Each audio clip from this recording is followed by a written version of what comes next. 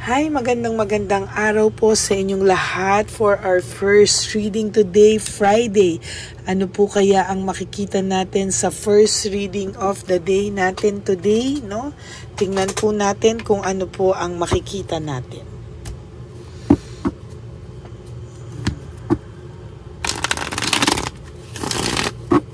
Yan.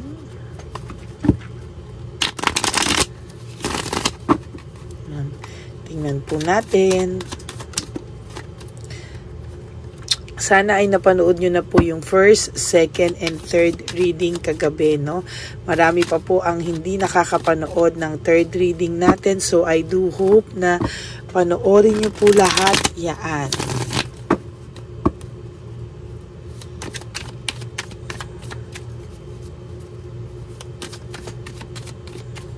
Okay. Pili na po tayo ng 10. 1, 2, 3, 4, 5, 6, 7, 8, 9, and 10.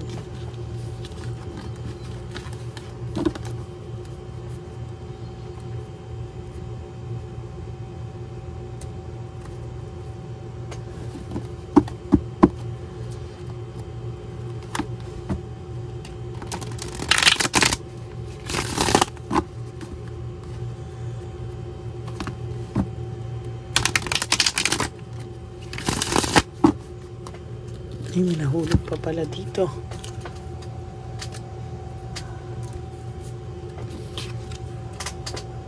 Okay.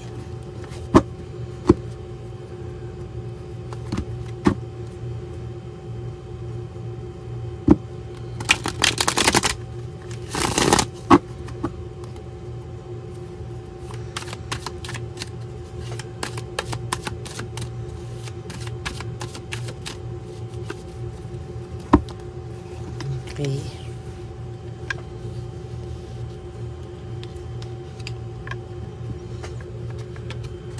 One, 2, 3, 4, 5, 6, 7, 8, 9, and 10.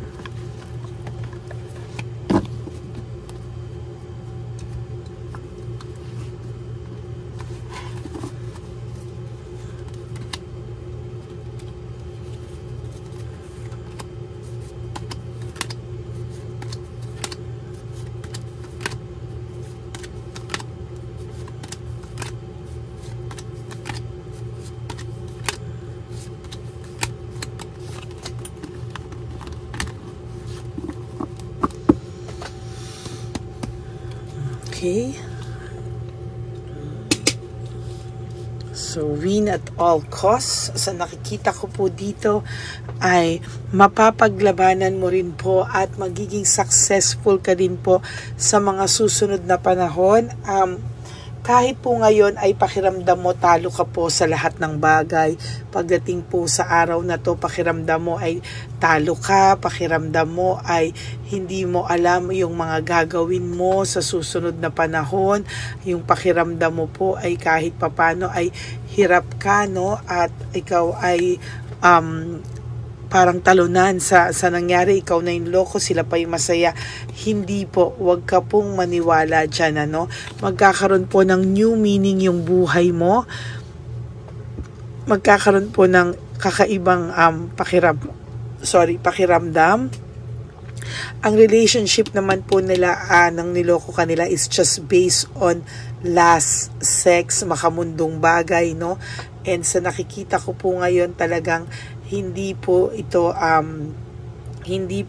talaga parang ang pakiramdam po dito is somehow ay malungkot, no? Malungkot po siya at talagang hindi naman po ito sobrang, alam mo yun, hindi sila based sa love and unconditional love, hindi po talaga eh. So sa nakikita ko po dito, ang relationship nila po is based sa makamundong bagay. Exhausted and fatigued, no? So nakikita ko po dito ay may pagka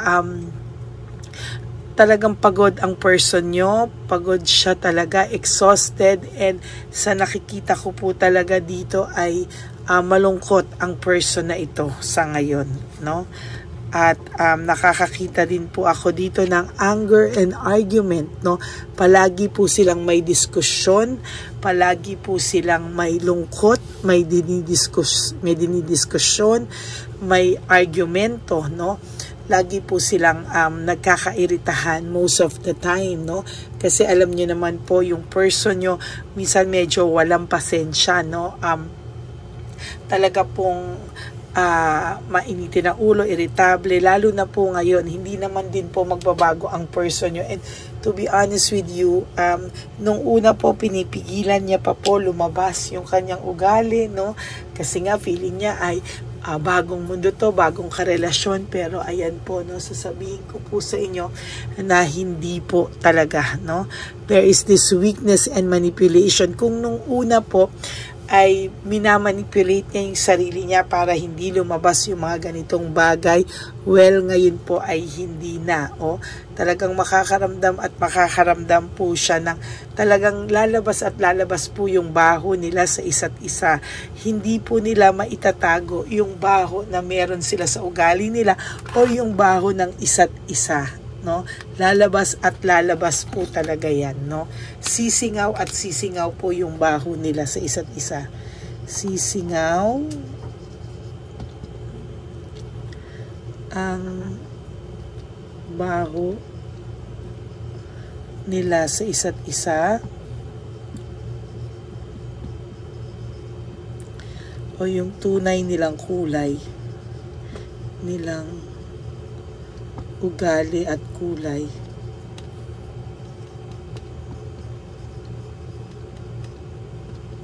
Yan. Sisingaw po talaga yung baho na hindi mo naman po matatago yan. Sa umpisa, syempre, best foot forward. Tapos sa susunod po, lalabas at lalabas yung singaw nila. Sisingaw po talaga yung baho nila sa isa't isa at yung tunay nilang ugali, no? Sa makikita nyo po talagang lalabas at lalabas po yan. There's greediness and insecurity. Sa nakikita ko po dito, there are a lot of things na kailangang baguhin. May mga bagay na kailangang itama. At sa nakikita ko po dito ay medyo malala po, no? Medyo malala po ito talaga, no? Sa mga susunod na panahon, talagang mas makikita natin yung medyo malala yung mangyayari po sa kanila, no? Yung control and balance, hindi po nila yan makokontrol. And as a matter of fact, mahihirapan po sila lalo, no? Hindi po nila kakayanin at hindi po nila yan maitatago forever. Talagang lalabas at lalabas po yan. At sa makikita nyo, sa ayaw man nila at sa hindi, ay magiging lalabas po ang normal, lalabas nila ang normal nilang ugali. Leaving home, moving forward, nung iniwan ka po ng taong to o niloko ka po niya, hindi niya po inisip kung ano po yung pwedeng maging consequences ng kanilang actions, no? Ngayon pa lang po nagsisink in sa kanila yung pag-alis nila sa iyo, no? Ngayon ang dami po nilang unresolved issues, emotional baggage, dito pala. Emotional baggage, no? Unresolved issues. Napakadami po nilang unresolved issues na hanggang ngayon po talaga ay hindi po talaga nila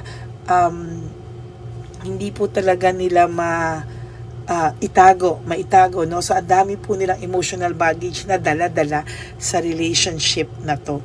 There is emptiness and emotional loss, no? Nakakakita po ako ng emptiness and emotional loss. Talagang hindi po ito papatalo, no? Talagang sa makikita mo, talagang medyo malala po ang mga susunod na mangyayari sa kanila. Yung pagmamahal na akala nila ay pagmamahal ay madidrain yan, unti-unti, no? Kaya for those of you na akala nyo ay sobrang saya nila, na akala nyo ay perfect couple sila at hindi na kayo naaalala, para po silang nasa kumunoy, no? Unti-unti po yung kakainin ng lupa. Parang ganyan po yung nakikita ko sa kanila, no? False success, living beyond means.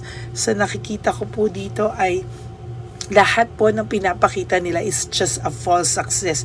And living beyond means meaning kahit wala na rin po itong pera, kahit wala na rin po itong larga dito, larga doon, talaga pong gumagastos sila, no? Kahit na minsan utang na po ito or wala na rin sila para bukas talagang sila, one day millionaire po sila, no? Talagang they are enjoying dahil dyan lang po nila tinatago yung kanilang totoong pakiramdam o yung mga emptiness nila, no? Yung mga emptiness nila ay diyan nila inilalabas, no? Sa totoo lang po. Yun yung way nila para itago yung mga pakiramdam po nila, no? Pero ina-isolate po nila yung sarili nila, no? Ayaw nila medyo makipag-usap kasi ayaw nila ng chismis na mahahalata sila na kung ano man po ang totoong dinadanas nila o dinadaanan nila sa buhay. Gusto po nilang i-save, no? At talagang ayan po yung nakikita ko, no? There is this missed chance and loss of opportunity. Sa nakikita ko po dito, parang hindi mo po masabi, no? Parang talagang sa nakikita ko po dito ay medyo may pagka-selfish kasi ito, no?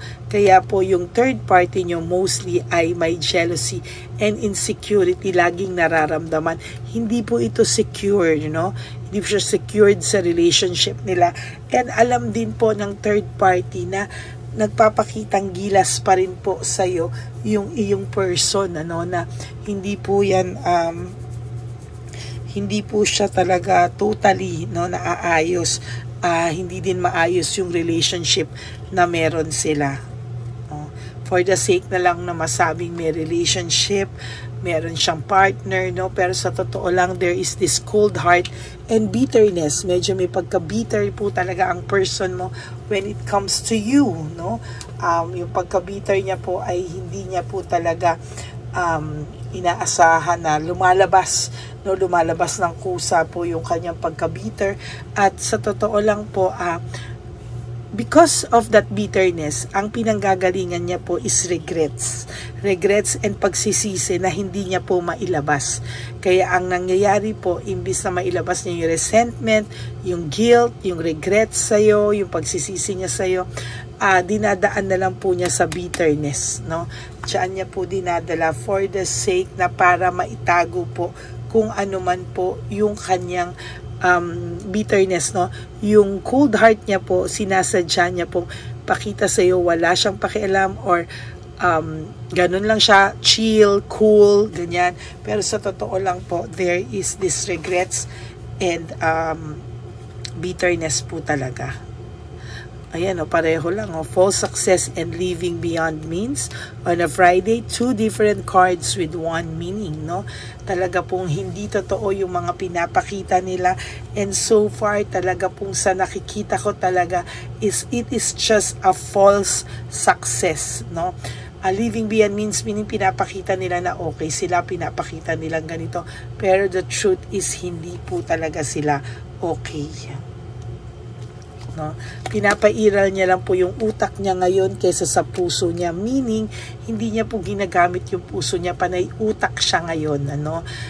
Sabi ko nga po sa inyo, wala po akong nararamdaman unconditional love dito, no? As a matter of fact, ang nakikita ko lang po dito talaga ay masaklap na katotohanan na ito ay paninindigan lamang sa isang maling desisyon, no?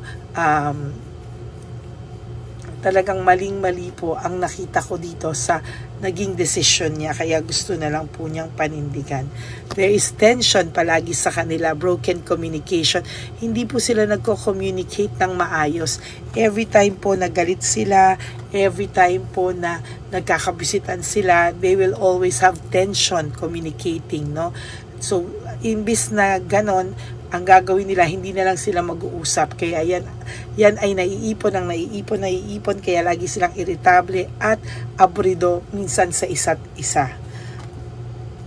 Naiisip niya rin po at times na for your last card, naiisip niya rin po yung iyong teamwork and collaboration kasi kayo pinipilit mo siya dating pag-usapan, pinipilit mong sabihin kung anong gusto mong sabihin, kaya po most of the time, kahit hindi siya makinig, napapag-usapan kahit papaano. Ngayon sila talagang pagka hindi na bubungangan, kasi hindi na sila mag-uusap, ganyan po ang nangyayari sa relationship nila. Okay? So that's it for your first reading of the day. Sisingaw ang baho nila sa isa't isa at tunay na ugali at kulay nila sa isa't isa. Hindi nyo po kasi pwedeng maitago yan forever. Hindi nyo po yan pwedeng maitago talaga, no? And sisingaw at sisingaw po yan. Whatever happens, whatever it takes, sisingaw at sisingaw po talaga yan. Okay? Maraming salamat po sa inyo. And for those of you who would like to give me a super thanks for this video, I would really love and appreciate that. Isasama po natin yan sa One Love a Day Christmas edition for our street elderly. Yan, maraming salamat po sa inyong lahat. And of course, for those of you po who would like to have a private reading with me, you can message me po at Ladyly Elena, that's Ladyly Elena. Nasa dulo po yan ng ating video. Diyan nyo lang po ako makokontak. That's my only official and legit FB account. Ayan. Maraming salamat po sa inyong lahat. And of course, sa aking mga ever loyal and solid Lady Elena friends, family, and subscribers, I love you all from the bottom of my heart. Mahal na mahal ko po kayong lahat at sana po ay huwag kayong magsasawang manood at ako'y hindi rin po magsasawang magbigay sa inyo ng reading of the day. Maraming salamat po sa inyong lahat and may God bless you all. At sana po wag nyo skip yung ads. Tulong nyo na po yan sa ating channel. At ang lagi ko pong bilin sa inyo is just to live one day at a time, no? Yan po, no? It's just to live one day at a time. And sana po ay tulungan nyo po ako na makapagbigay din ng tulong sa ating mga kababayan. Sinasabi ko po sa inyo to live one day at a time. Magkaroon po kayo ng ibang focus, no? Sarili nyo po ang i-focus nyo, no? Parang ako po, ang focus ko po talaga is to give you free readings and tumulong sa iba. At through you po, no, natutulungan nyo din po akong tumulong sa iba. Ganon din po kayo. I-focus nyo po sa ibang bagay. I-focus nyo muna po sa sarili nyo. At do 3 things that will make you happy for today, no? And pilitin nyo pong gumising at matulog na ang iniisip nyo po ay ang sarili nyo muna at kung ano po ang makakapagpasaya sa inyo. It doesn't mean na kailangan nyo bilhin ng mahal ang sarili nyo, but 3 simple things that will make you happy for today. Yun po, no? And lagi nyo rin pong tatandaan that life is really too short. Kaya po sana wag nyo po itong gawing mas maikli pa. Life is too short. Don't make it shorter by stressing yourself from all the pains and heartaches na binigay sa inyo ng kahapon. Just surrender everything to the divine universe and just let go and let God write your life and love story. I will be back for another set of reading. Huwag nyo po akong mamimiss. Babalik po ako. Pangako ko po yan sa inyo. Okay? Maraming salamat po sa inyong lahat. And I will all see you again on my next reading. Sana po ay napanood nyo na po yung kahapon na reading 1, first, second, and third reading of the day bago po kayo mag-skip sa reading na ito. Okay? Maraming salamat po and God bless you all. Bye!